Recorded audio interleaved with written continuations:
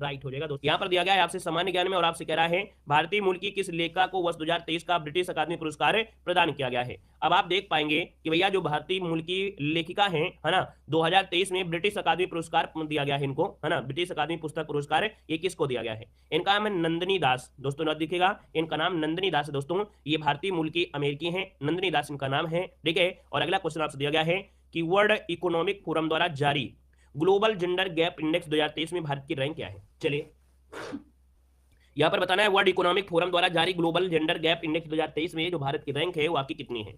यहाँ पर देखिए ऑप्शन क्या हो जाएगा, आप कहेंगे सर ऑप्शन बी नंबर 127, इसका आंसर है राइट हो जाएगा, 127 हो जाएगा। अगला दिया है निम्नलिखित में से किस एक्सप्रेसवे को उत्तर प्रदेश के पहले सोलर एक्सप्रेस के रूप में विकसित किया जाएगा। हमने आपको ये same to same current affair आपको पढ़ाया है, देख सकते हैं, याद आ गया होगा कि किस एक्सप्रेसवे को उत्तर प्रदेश के पहले सोलर एक्सप्रेसवे के रूप में विकसित किया जाएगा।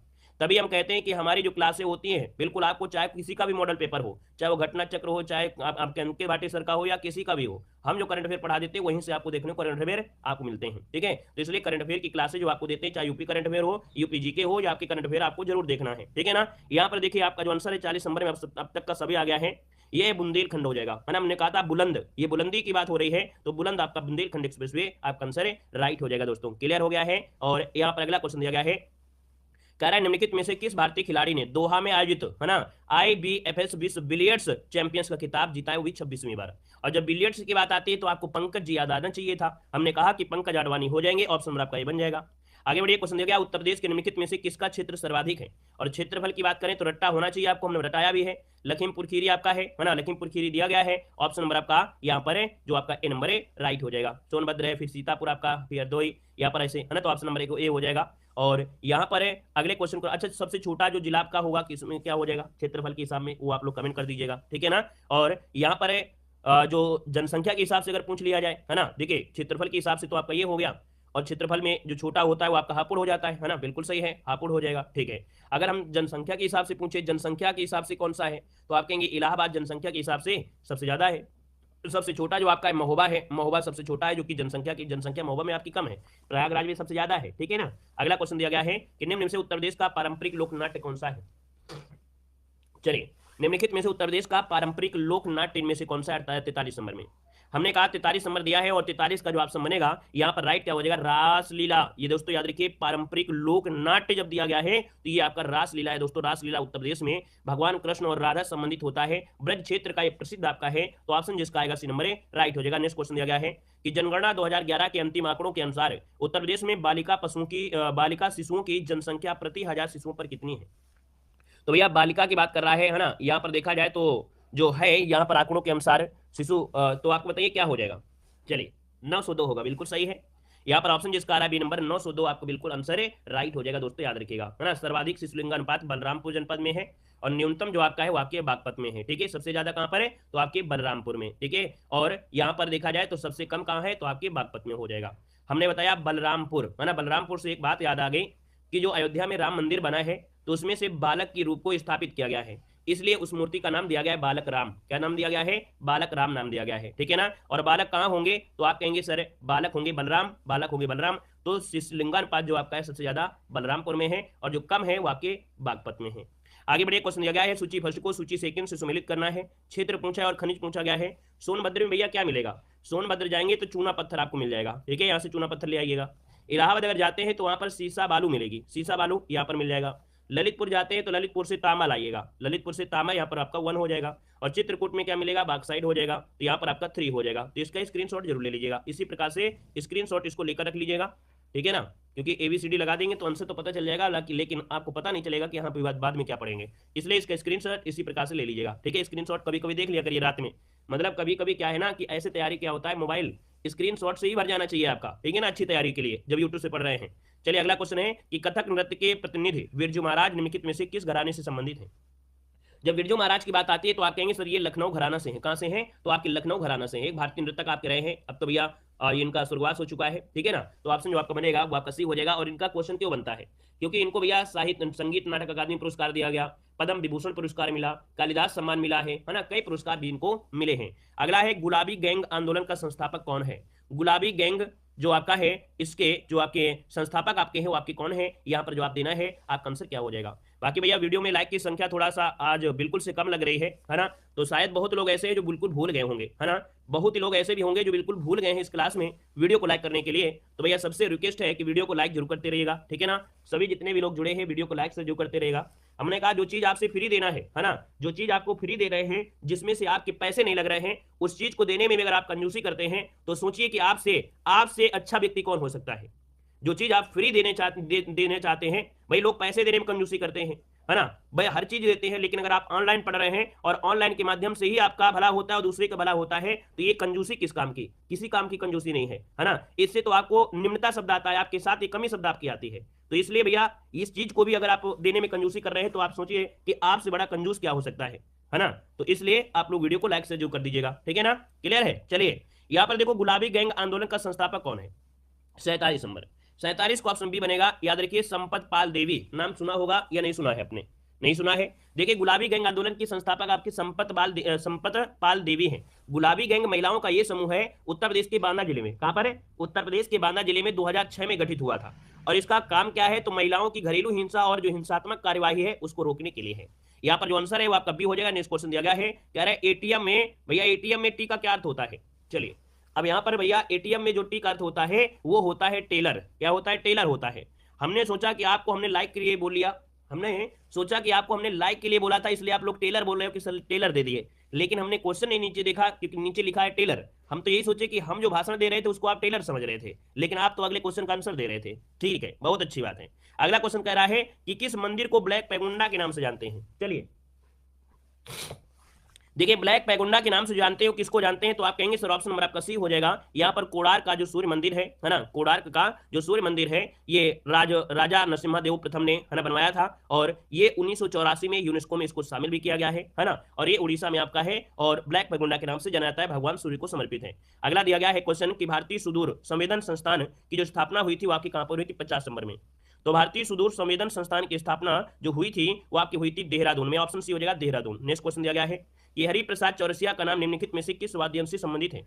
हरिप्रसाद चौरसिया, और हरिप्रसाद चौरसिया आपका जवाब क्या होगा। हमने कहा जब बात आई है हरिप्रसाद की तो हरि जो आए हैं भगवान कृष्ण है ना, और ये बजाते हैं बांसुरी। आप कहेंगे सर ऑप्शन नंबर आपका बी राइट हो जाएगा दोस्तों, है ना। और अगर आपसे पूछे कि हरिप्रसाद चौरसिया जो आपके बांसुरी संबंधित हैं, ये आपके देखा जाए तो मुंबई और उड़ीसा में वृंदावन में गुरुकुल में इनकी स्थापना इन्होंने ही किया है दोस्तों, याद रखिएगा। अपने शिष्यों को बांसुरी का ज्ञान यहाँ पर दिया है। अगला क्वेश्चन दिया गया है कि 1962 में मैकमोहन रेखा के क्षेत्र में भारत युद्ध किस देश के साथ हुआ था। तो दोस्तों देखो मैकमोहन रेखा के क्षेत्र में भारत का युद्ध किस देश के साथ, और मैकमोहन रेखा कहां से जाती है, कहां से जाती है भैया, हमको नहीं मालूम है, आप ही बताइए।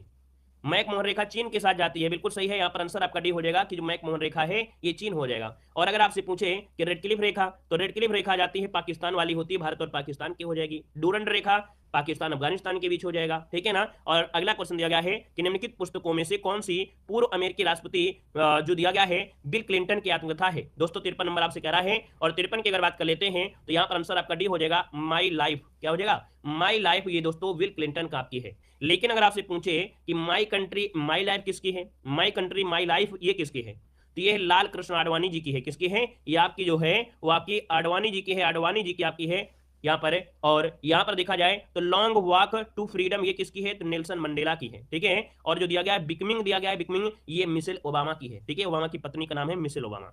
अगला क्वेश्चन दिया गया है विश्व ओजोन दिवस कब मनाते हैं, विश्व ओजोन दिवस कब मनाते हैं, तो कहेंगे सर जी 16 सितंबर को मनाते हैं विश्व ओजोन दिवस, ठीक है ना। 1987 से जो मॉन्ट्रियल प्रोटोकॉल हुआ था उस पर हस्ताक्षर हुए थे, है ना, ये इसी के लिए आपके हुए थे। यहाँ पर अगला क्वेश्चन दिया गया है कि गिनी गुणांक का प्रयोग किसके लिए किया जाता है। गिनी गुणांक, देखिए गिनी गुणांक जो आपका है एक प्रकार से हम लोग ये कह सकते हैं कि भैया जो आय की असमानता को मापने के लिए होता है, आय जो होती है उसकी असमानता को मापने के लिए किया जाता है। असमानता को मापने के लिए क्या आता है, गिनी गुणांक को वर्ष 1912 में इटली के एक व्यक्ति थे उन्होंने यहाँ पर व्यक्त किया था, तो ऑप्शन बी हो जाएगा। आय की असमानता को मापने के लिए गिनी गुणांक का प्रयोग किया जाता है, ठीक है। अगला क्वेश्चन दिया गया है जीएसटी परिषद में कितने सदस्य हैं, जीएसटी परिषद में जो सदस्य आपके कितने हैं। आप कहेंगे जीएसटी परिषद में 33 सदस्य आपके होते हैं, तो ऑप्शन नंबर ए राइट हो जाएगा। और भारत के वित्त मंत्री हैं, संघ के राजस्व या वित्त राज्य मंत्री है ना, राज्यों के है ना, ये सब चीज आपके होते हैं, कुल मिला के यहाँ पर 33 सदस्य होते हैं। अगला निम्नलिखित में से कौन सी गर्म जलधारा है, और गर्म जलधारा है तो भैया देखिए ब्राजील का जो आपका तटीय एरिया है अर्थात जो ब्राजील की धारा है ये आपकी कैसी है, तो आपकी गर्म जल धारा है, जो कि देखा जाए दक्षिण अटलांटिक महासागर की धारा है और गर्म धारा है, ठीक है ना। फागलैंड की धारा ये दक्षिण अटलांटिक महासागर की है लेकिन ठंडी जलधारा है, ठीक है। लेब्राडोर और कनारी की जो आपकी है ये उत्तरी अटलांटिक में बहती है, ठंडी जलधारा है। और अगला क्वेश्चन दिया गया है निम्नलिखित विकल्पों में से कौन सा एक सुमेलित नहीं है। 58 नंबर आपसे कह रहा है सुमेलित नहीं है, तो भैया भारत का क्षेत्रफल 3287,263 सही है। अक्षांशीय विस्तार है 8437 है, ये भी सही है। देशांतरी है 68,7 ये भी सही है। दिया भारत में राज्य और केंद्रशासित प्रदेशों की संख्या दिया गया है 29 और 7 दिया गया है ना।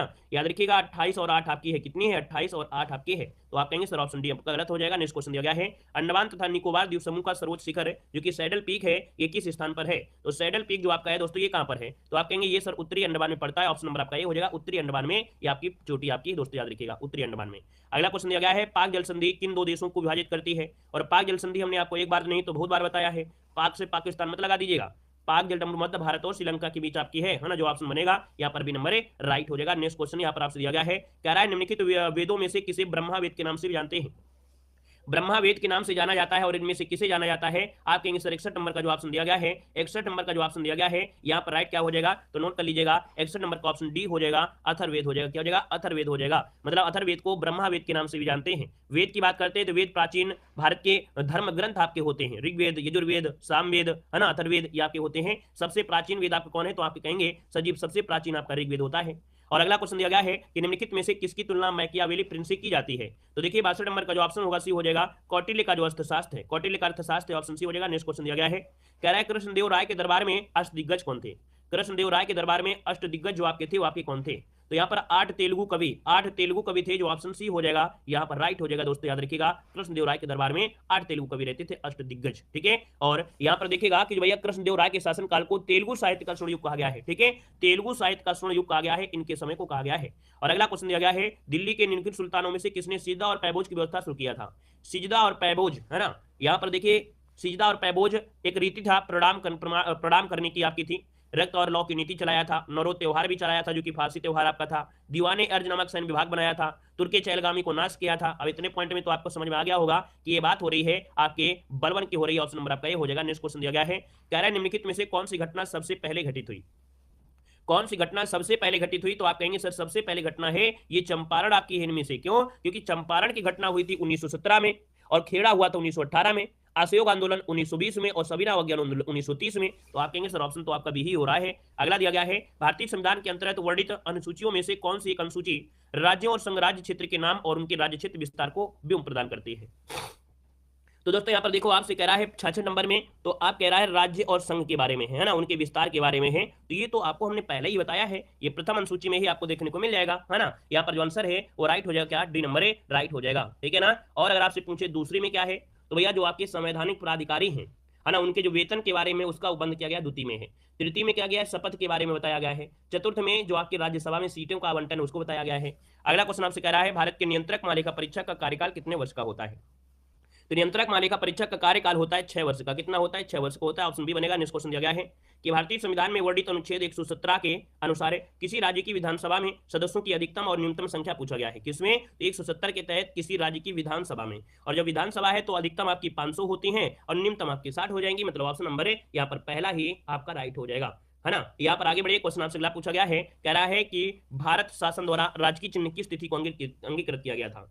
तो भैया भारत शासन द्वारा राजकीय चिन्ह जो आपका है ना, राजकीय चिन्ह जो आपका है ये आपका 26 जनवरी 1950 को ही किया गया था। तो 26 जनवरी 1950 आपका जो आंसर है यहाँ पर डी नंबर है, वो आपका राइट हो जाएगा। कौन सा राजकीय चिन्ह, आप कहेंगे अशोक जो आपका है, अशोक स्तंभ है, ठीक है, क्लियर है। अगला क्वेश्चन आपसे कह रहा है भारत के उच्च न्यायालयों के न्यायाधीशों के वेतन तथा भत्ते निम्नलिखित में से किससे दिए जाते हैं। तो भारत के जो उच्च न्यायालय हैं ना, उनके न्यायाधीशों को जो वेतन मिलता है, भत्ता मिलता है, वो मिलता है तो कैसे मिलता है, तो आप कहेंगे सर ये राजकीय संचित निधि से मिलता है। किससे, राजकीय संचित निधि, क्योंकि यहाँ पर उच्च न्यायालय दिया है, हाईकोर्ट की बात हो रही है, हाईकोर्ट की बात हो रही है। तो भारतीय उच्च न्यायालय के जो न्यायाधीश होते हैं इनका भत्ता वगैरह है, ये समेकित निधि जो आपकी है वहीं से आपकी दी जाती है।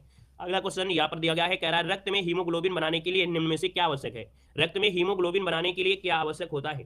तो दोस्तों याद रखिए, रक्त में हीमोग्लोबिन के लिए आयरन की जरूरत होती है। आयरन जो कि ऑप्शन आपका ये हो जाएगा। नेक्स्ट क्वेश्चन दिया गया है कि ग्लाइकोजन की एकलक इकाई क्या होती है। ग्लाइकोजन की एकलक इकाई पूछा गया 72 नंबर में। तो यहाँ पर देखा जाए जो 72 नंबर है वो ऑप्शन बनेगा डी नंबर, ग्लूकोज होता है। क्या होता है? ग्लूकोज। जो ऑप्शन बनेगा यहाँ पर डी नंबर हो जाएगा। कुल मिला के ये कह सकते हैं कि ग्लाइकोजन की एक लग इकाई ग्लूकोज होती है ना। और ग्लूकोज जो कि ग्लूकोजन जो ग्लूकोज का एक पॉलीसेकेराइड होता है। अगला क्वेश्चन दिया है निम्नलिखित में से किसे ग्रह की गति के नियमों का प्रतिपादन करने का श्रेय दिया जाता है? ग्रह की गति के नियमों का जो प्रतिपादन किया वो किसने किया था? ये किया था आपके किसने? तो भैया आपका आंसर क्या होगा? ये आपके केपलर साहब थे। केपलर कहाँ हैं? Johannes Kepler. ऑप्शन सी बनेगा। नेक्स्ट क्वेश्चन दिया गया है कि चमगादड़ किस प्रकार की ध्वनि तरंगों के परावर्तन का उत्सर्जन और अनुसंधान करके शिकार को होते हैं और अंधेरी रात में उड़ते हैं? मतलब जो चमगादड़ होते हैं इनमें एक तरंगे होती हैं, और ये जो तरंगे होती हैं ये होती हैं पराध्वनिक तरंगे। क्या होती हैं? पराध्वनिक तरंगे आपकी होती हैं दोस्तों, याद रखिए पराध्वनिक तरंगे। और ये ऐसी तरंगे हैं जिनकी आवृत्ति 20,000 हर्ट्ज से ज्यादा होती है। पराध्वनिक या पराश्र तरंगों का उपयोग करके संकेत भेजने के लिए समुद्र की गहराई का पता लगाने में भी आपका किया जाता है। आगे बढ़िए, क्वेश्चन दिया गया है, कह रहा है पौधों की वृद्धि मापने के लिए किस यंत्र का उपयोग किया जाता है? पौधों की वृद्धि मापना है तो ये आपका होता है किस्कोग्राफ, है ना। किस्कोग्राफ जो कि ऑप्शन है यहाँ पर सी नंबर है, राइट हो जाएगा। जगदीश बसु जो आपके रहे हैं, है ना। यहाँ पर दोस्तों अगर पूछे हाइग्रोमीटर क्या है तो आप कहेंगे सर हाइग्रोमीटर से सापेक्ष आर्द्रता मापते हैं, है ना। और यूडीमीटर क्या होता है? यूडीमीटर से होता है भौतिक और रासायनिक परिवर्तन के बाद जो गैस मिश्रण की संज्ञा होती है ना, गैस का मिश्रण बनता है उसकी मात्रा को मापते हैं। लास्ट में चाहे पिक्नोमीटर, ये पिक्नोमीटर का उपयोग होता है मिट्टी सहित